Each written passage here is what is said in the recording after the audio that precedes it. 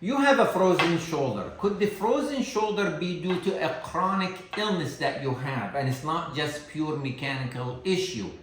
Now, yes, frozen shoulder could be related to a lot of chronic illnesses, especially if it is bilateral. Now, typically frozen shoulder is a mechanical issue from repetitive use of the shoulder or the wrong use of the shoulder. And that's in about 2 to 5% of the population. Now, in the chronic illnesses, yes, it can be a cause, or it can increase the risk of developing frozen shoulder, and most importantly, diabetes.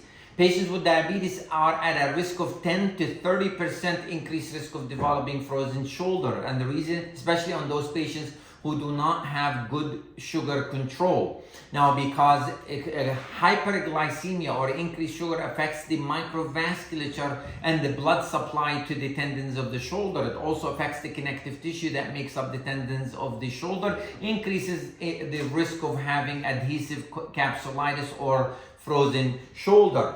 Now, and the other disease is hypothyroidism, underactive thyroid disease, that also increases the risk of developing frozen shoulder. Then we have the metabolic syndrome.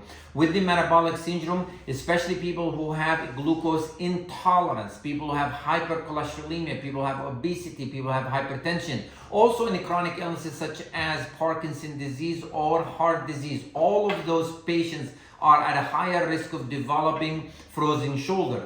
So when we have patients who come to us with a frozen shoulder, especially if it is bilateral, then we look for mechanical cause, but we also look for chronic illnesses, because if we treat the chronic illnesses, that improves the prognosis of this patient and also prevents frozen shoulder from recurring. Thank you.